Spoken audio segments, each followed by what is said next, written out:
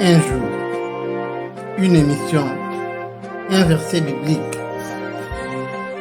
L'évangile présenté dans toute sa simplicité.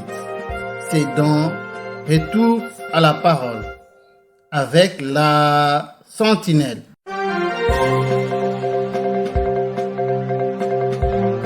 Télé-sentinelle. Shalom. Négocions ensemble le dernier virage du témoignage de la désormais sœur Séverine dans sa deuxième saison. Et ça tourne.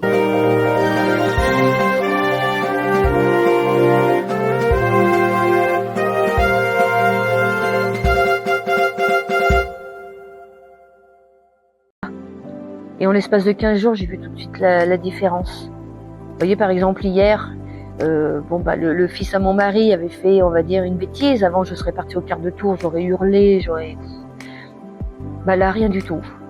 J'ai rien dit. J'ai pris le truc et j'ai rien dit. Il m'a dit qu'il allait pas forcément le punir, mais j'ai accepté. J'ai dit, écoute, ouais.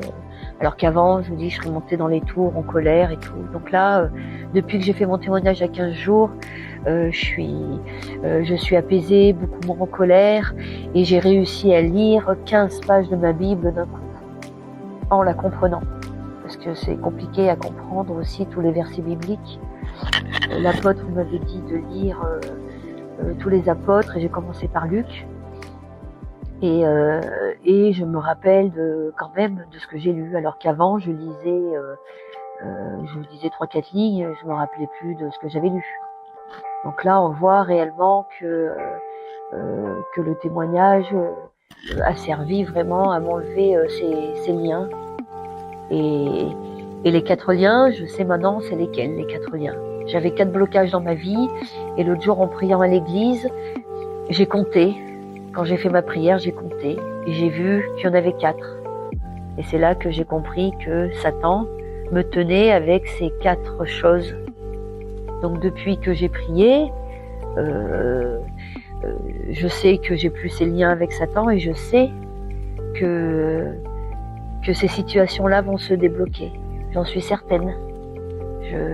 Là, pour l'instant, je peux pas vous le prouver, mais déjà, j'ai déjà plus de colère. Hein. Donc déjà, je lis ma Bible, donc déjà, c'est déjà des bons signes, ça. Vu que Satan, il m'éloignait de l'église et il m'éloignait de la Bible. Donc, et des fois, j'ai même faim de la Bible.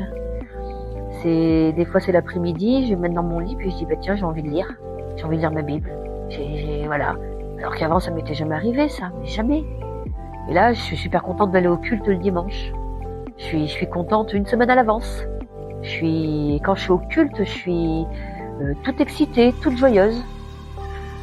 Donc, je peux confirmer aujourd'hui que ma délivrance, ça y est, elle est réellement terminée.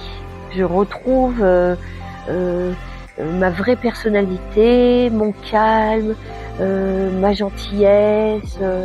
Je recommence à me maquiller. Je recommence à prendre soin de mon apparence. Je suis un peu plus gentille dans mes paroles. Voilà.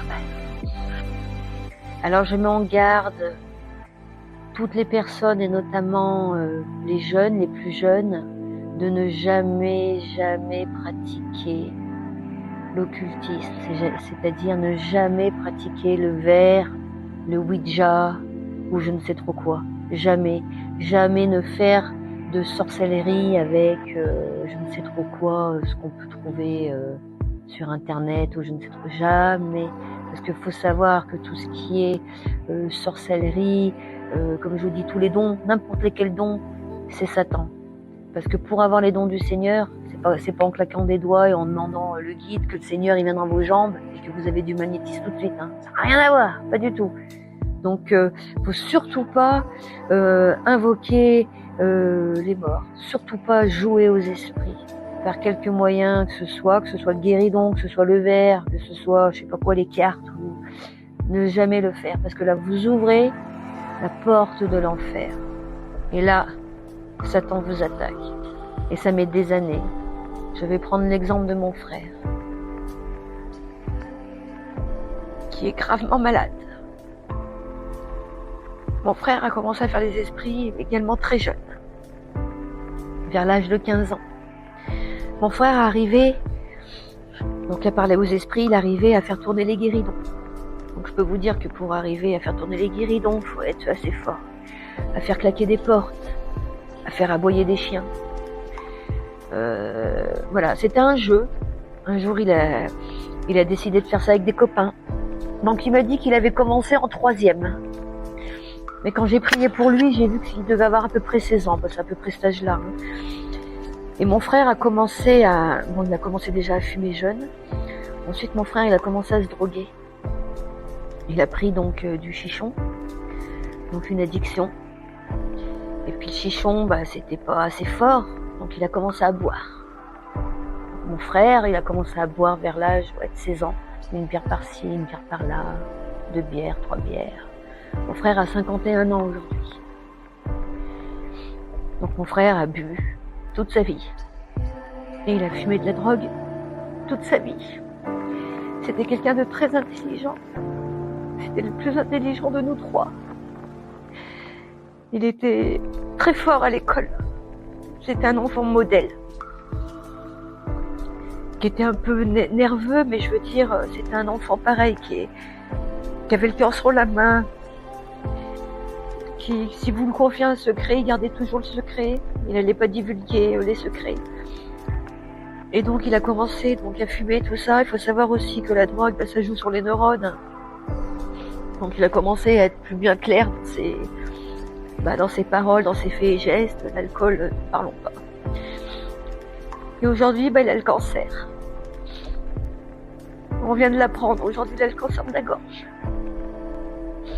Aujourd'hui, il fait de la chimio et de la radiothérapie. Parce qu'il est en stade très avancé.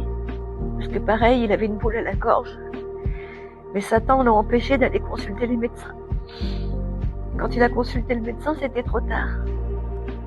Et vu que mon frère est alcoolique, il n'a pas pu avoir le protocole idéal pour ce genre de cancer. C'est-à-dire, normalement, il est censé avoir une chimio, je crois, tous les jours. Mais il a le corps trop fragile. Il a des problèmes de poumons. Et avec l'alcoolisme, ils n'ont pas pu pratiquer ce protocole. Donc on lui a mis un protocole, on va dire, moins agressif. Mais qui dit moins agressif, dit moins de chance. Notre bien-aimée sœur Séverine a compris à ses dépens que la délivrance ne consiste pas à tomber par terre, mais plutôt la restauration d'une nouvelle vie. En voici un exemple biblique. Retour à la parole.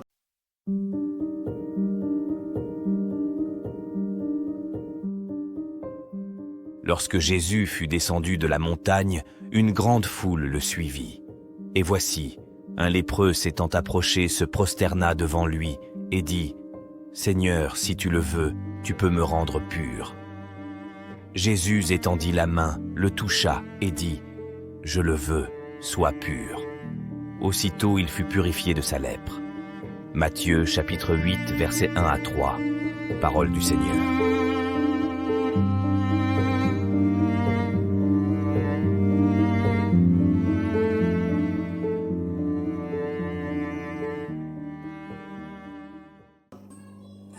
C'était là le 5e épisode du témoignage de notre bien-aimée sœur Séverine, l'ex-épouse de Satan. Si l'Éternel tarde à venir, demain nous allons chuter avec ces témoignages combien percutants. Entre-temps, restez bénis dans le nom du Seigneur Jésus-Christ. Que le bonheur, la grâce et la paix du Seigneur vous accompagnent tout au long de votre vie. Et la sentinelle vous recommande entre les mains du Seigneur. Prenez bien soin de vous.